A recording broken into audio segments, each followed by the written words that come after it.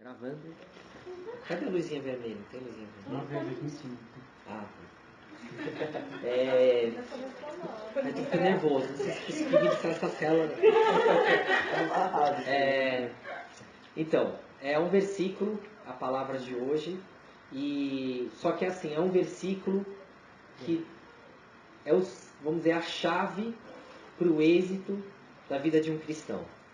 E essa passagem está em Mateus capítulo 6, versículo 33.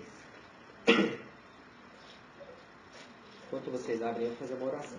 Senhor meu Deus, obrigado por essa célula, obrigado por essa palavra, que possa abençoar todos aqueles que estão participando dessa célula, estão ouvindo essa palavra, que o Senhor possa tocar em cada coração, que seja o Teu Espírito Santo a estar dirigindo, ministrando essa palavra aos nossos corações. Nós te damos graças por ela, Senhor, pois nós cremos que a Tua palavra é viva e é eficaz. Em nome de Jesus. Amém.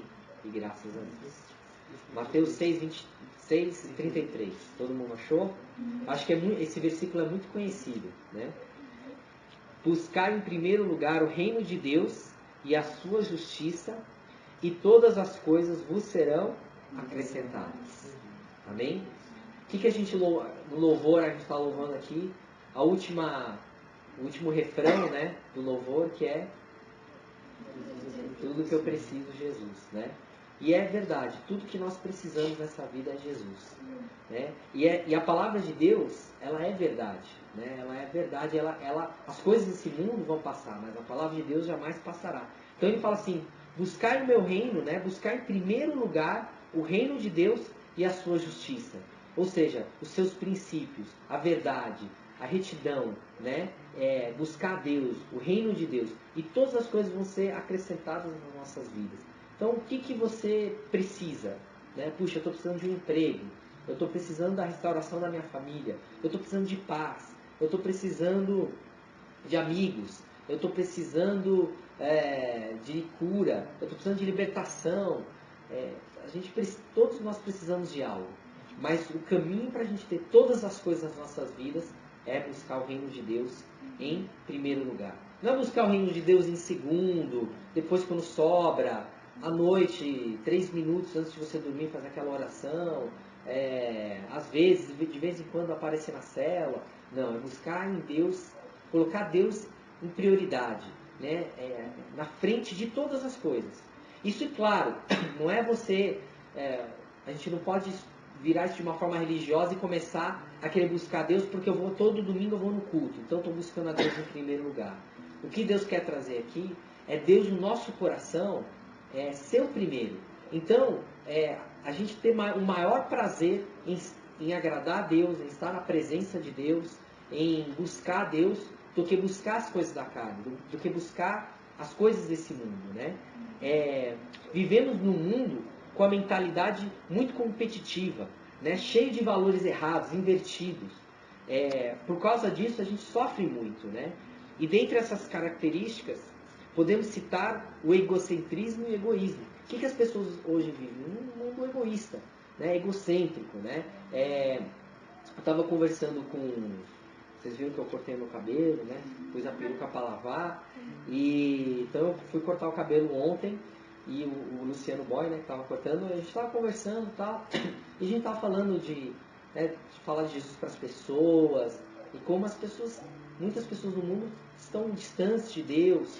E o salão onde ele trabalha é num bairro muito nobre. Então vai pessoas com muito dinheiro lá, com sucesso financeiro, profissional, né? Assim, não tem uma dificuldade financeira, tem uma prosperidade, tudo. Então vive muito, né, nessa dinheiro, coisas materiais, status, sucesso e tal. E aí conversando com uma moça, onde ela fala assim, não, eu sou totalmente contra a religião. Meus filhos não vão ter educação religiosa, eu acho um absurdo esse negócio. Eu creio que a gente consegue as coisas pela nossa própria força. E ela chegou num nível financeiro, ela e o marido dela, onde eles têm uma casa aqui no Brasil, uma casa nos Estados Unidos. Eles não trabalham mais, eles não sentem mais a necessidade de trabalhar, porque só a renda, o que eles têm aplicado, eles já podem viver muito bem. O que o marido dela tem um escritório para ele dar uma consultoria e tal, mas eles têm muito dinheiro, mas vivem aquela vida totalmente neles, onde eles se sentem o Deus e o mundo gira em volta deles. E aí ela falou, não, eu não quero que meus filhos tenham uma vida religiosa. E eu vim de uma educação assim, né, na graduada. E engraçado, eu falei, puxa, aí eu comentei da minha escola, eu estudava grande parte da minha adolescência, da minha infância, eu estudei numa escola, que é a graduada, que eles têm um ensino totalmente humanista. Que o homem, pela sua inteligência, por se desenvolver e evoluir, consegue conquistar todas as coisas e tal. E nada de Deus no negócio. E aí ele falou, puxa, e essa mulher, os filhos dela estudam na graduada. Então você vê como a mentalidade, porque eu estava até assim, puxa, será que eu coloco a Isabela, né, para estudar na graduada? Mas é uma escola ótima, os professores todos americanos, é uma escola bilíngue e tal, toda aquela coisa. Mas aí eu, comentando com a Paula, né, isso já há um tempo atrás, foi uma escola totalmente humanista, a gente entrou no site lá, um negócio totalmente onde o homem é o centro do universo, onde ele se torna um semideus, e onde Deus não existe. Deus não tem Deus na história, né? E a gente vê como as pessoas se tornam resistentes e distantes de Deus e pessoas infelizes. E ele conversando com ela via ela falando de todo esse sucesso dela, mas um vazio ao mesmo tempo. E ela falava, puxa, como eu sinto, né, às vezes eu venho para o Brasil, vejo a natureza, eu sinto uma paz, e eu vejo que ela sente até a presença de Deus, mas ela não reconhece Deus.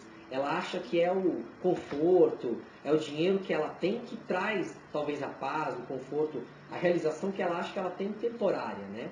E as pessoas se tornam totalmente egoístas, elas, até conversando com outras pessoas, tendo uma reunião, né, no meu trabalho, estava conversando com um advogado, um tio meu e tal, e eles, um é maçom, o outro vai na Opus Dei, assim, algo totalmente de elite, de pessoas, vamos dizer, bem-sucedidas, mas assim, lá todo mundo se ajuda, mas assim, com favor de troca.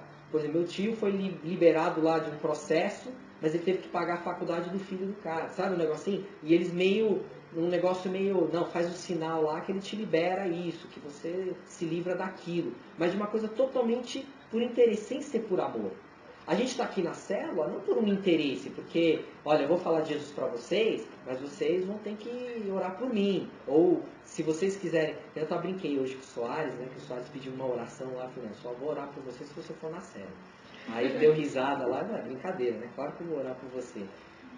Mas assim, então, e Jesus, e eles falam, não, é Deus, nós cremos, para você ser maçom, saber que para você ser maçom você tem que acreditar em Deus. Só que Deus é esse que, pelo menos o Deus da palavra de Deus, da Bíblia que a gente conhece, não é, porque Deus ele ensina a gente a amar as vidas, né? Amar o nosso próximo como a nós mesmos, e não por uma troca, não por um favor, né? Se você me fizer esse favor, eu vou fazer outro. Então, a gente vê como as pessoas estão distantes de Deus, vivendo rituais só para se favorecer. Então as pessoas querem fazer parte de um clube, né? E eu até comentei com esse advogado maçom, eu falei, olha, mas a gente sabe que a maçonaria, são totalmente exclusivistas, assim, então eles se excluem, aí você vai subindo no grau lá de importância, só alguns, só quem é muito importante, já cumpriu algumas coisas. Aí ele falou, não é exclusivista, tal. Aí depois até conversando com a Paula, né, e é verdade, para você ser maçom só homem pode participar, mulher não pode participar. Eu falei, só aí já né, já está excluindo. Próxima vez que tiver uma reunião com ele, eu vou falar, é exclusivista assim, mulher não pode participar.